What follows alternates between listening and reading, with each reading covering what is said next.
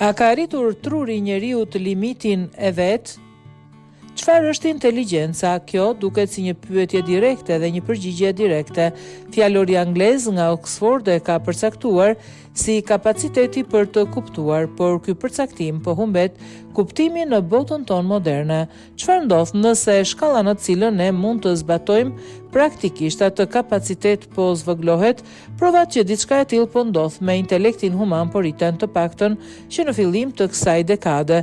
Askush nuk e kundërshton që themeli biologjik i trurit ton ka ndryshuar në një kohë të shkurtër. Sipas disa teksteve, kapaciteti i trurit për të arsyetuar dhe zgjidhur probleme ka kulmuar në 2010-2012 dhe që atëherë vetëm ka rënë.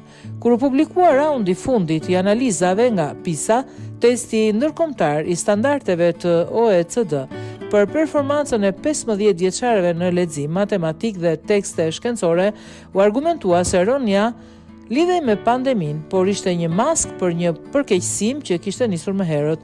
Dhe në këtë testim kulmi i performancës ishte në vitin 2012 dhe nisi të reduktohet deri në 2018 dhe sigurisht u dëmtua më tej gjatë pandemisë. Ka patur jashtëzakonisht pak kërkime të qëndrueshme afatgjatë mbi vëmendjen njerëzore ose kapacitetin mendor.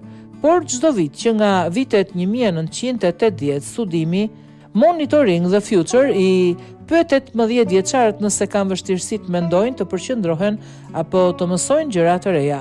Maturantët që pranuan se kishin vështirësi ishin të paktën midis viteve 1990-2000, por një rritje fortë ndodhi në 2010-ën e tutje. Kjo pikëthimi ka një rëndësi historike sepse është periudha kur ne u përballëm me një revolucion të ri, informacioni dhe rrjeti virtual. Një pjesë e asaj që shikojmë ka të ngjarë të jetë rezultati i tranzicionit vazhdueshëm larg tekstit dhe drejt medias vizuale, zhvendosja drejt një shoqërie pas shkollimi e shpenzuar në mënyrë obsesive në ekranet tona.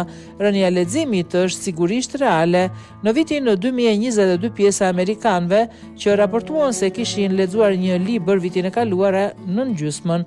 Një shifër shqetësues është ajo të rriturve që janë të paaftë për të përdorur arsyetimin matematik dhe vlerësimin e narrativave, 35% vetëm në Shtetet e Bashkuara të Amerikës. Pra, jemi përballë një erozioni të kapacitetit mendor të njeriut. Shumica e diskutimeve rreth ndikimeve shoqërore të mediave digjitale përqendrohen në rritjen e telefonave inteligjent dhe mediave sociale, por ndryshimi në kapacitetin njerëzor për mendimin e fokusuar përkon me diçka më themelore, një ndryshim në marrëdhënien tonë me informacionin.